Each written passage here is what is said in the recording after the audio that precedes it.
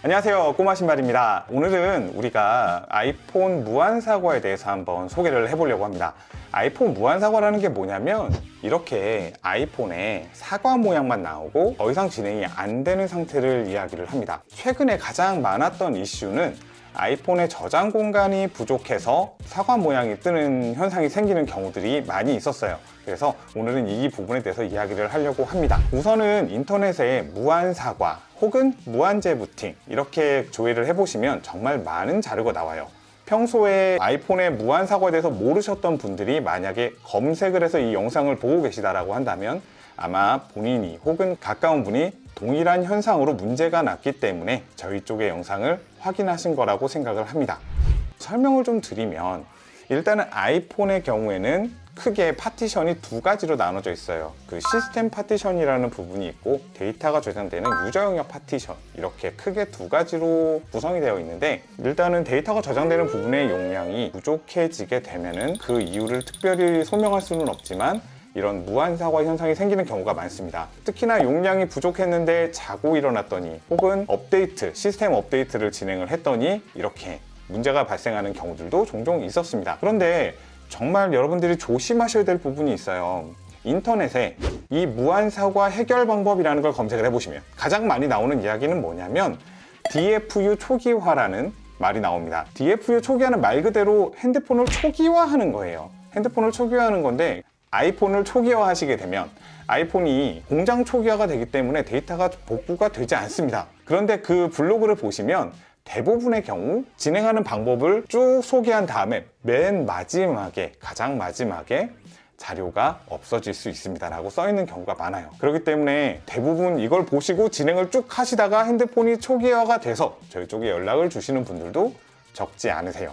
하지만 이런 경우는 데이터 복구가 되지 않습니다. 무한사과 상태에서 공장 초기화를 하시게 되면 데이터는 나오지 않아요. 그리고 또 한 가지, 어떤 업체로 가느냐 선택을 하느냐도 상당히 중요할 수가 있는데, 실제로 저희 쪽에 방문을 해주셨을 때 이미 초기화를 해버리시고 그리고 나서 저희 쪽에 방문해 주시는 분들도 있어요. 그렇기 때문에 초기화가 진행이 되면 절대 안 됩니다. 그리고 블로그라든지 혹은 유튜브를 찾아보시면 무한사과는 절대 복구가 되지 않습니다 라고 이야기하시는 분들이 있습니다. 하지만 저희 같은 경우에는 올 초부터 무한사과 복구를 했을 때 거의 복구 성공률은 98% 이상이었습니다. 100분이 오셨다면 거의 99명은 다 복구가 돼서 전달 받으셨고, 나머지 2분은 다른 업체에서 초기화를 하셨거나 혹은 본인 스스로 셀프 초기화를 하셨거나 혹은 무한사과가 발생한 다른 이유에 의해서 복구가 되지 않은 사례라고 보시면 됩니다. 그러면 무한사과에 대해서 한번 보여드릴게요. 어떤 증상인지 일단은 제가 화면으로 한번 보여드리겠습니다.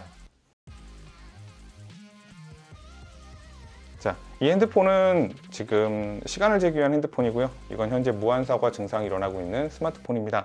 시간을 보여드려서 이게 얼만큼 오랜 시간 동안 무한사과 현상이 나타나고 있는지 이 증상을 한번 보여드릴게요.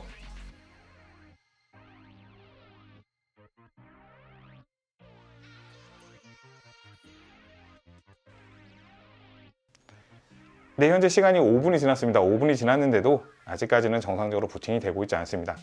계속 기다려도 동일한 증상이기 때문에 여기까지 하고 일단 요거는 끄겠습니다. 이렇게 많은 분들이 저희를 보고 연락을 주시는 분들이 많습니다. 하지만 이런 분들은 대부분 특징이 본인이 직접 무언가를 해보려고 했다거나 아니면은 뭐 다른 업체에 맡겨서 초기화가 됐다거나 하셔서 복원이 되지 않은 사례들이라 보시면 됩니다. 그렇기 때문에 이런 부분들은 좀 주의가 필요할 것 같습니다. 인터넷에 이렇게 검색을 해보시면 인터넷에 같은 맥락의 글들이 굉장히 많아요. 근데 중요한 거는 자료가 초기화될 수 있고 날아갈 수도 있는데 그 글들의 포커스는 주로 이제 핸드폰을 살리거나 고치는 데 포커스가 있다고 보기 때문에 그런 것들도 주의가 필요하다고 보시면 되겠습니다. 저희가 이 과정에서 사용하는 장비들이 외부로 노출될 수가 없다 보니까 안타깝게 오늘은 작업 영상을 보여드릴 수가 없어요.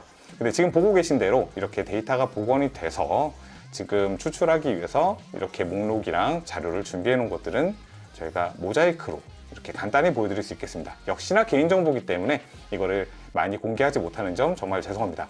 이거는 좀 기술적인 부분이다 보니까 오늘 저희가 소개해드린 내용은 조금 재미가 없을 수도 있어요.